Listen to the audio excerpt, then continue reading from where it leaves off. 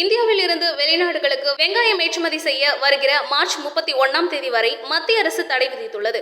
இந்நிலையில் வங்காளதேசம், மொரிஷியஸ், பூடான் ஆகிய நாடுகளுக்கு 54,760 டன் வெங்காயம் ஏற்றுமதி செய்ய மத்திய அரசு அனுமதி அளித்துள்ளது. மேலும் 50,000 டன் வெங்காயம் வங்காளதேசத்திற்கும், 1,200 டன் வெங்காயம் மொரிஷியஸுக்கும், 560 டன் பூடானுக்கும் ஏற்றுமதி செய்ய அனுமதி அளித்துள்ளோம் என நுகர்வோர் விவகார செயலாளர் ரோஹித் குமார் சிங் தெரிவித்துள்ளார்.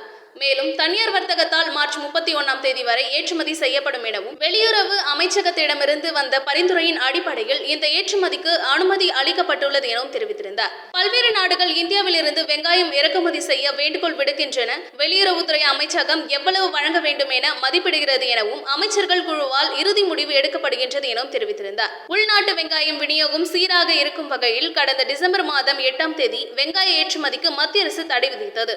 விரைவில் மக்களவை தேர்தல் வரவிருக்கும் நிலையிலும் மார்ச் 31ஆம் தேதிக்கு பிறகும் தடையை நீக்க வாய்ப்பில்லை என கூறப்படுகின்றது. ரபி வெங்காய உற்பத்தி எதிர்பார்த்ததை விட குறைவாகத்தான் இருக்கும் என கணிக்கப்பட்டுள்ளது. மேலும் மகாராஷ்டிராவில் குறைவான நிலப்பரப்பில்தான் பயிர் வைக்கப்பட்டுள்ளது எனவும் இதுவும் ஒரு காரணமாக குறிப்பிடப்படுகின்றது.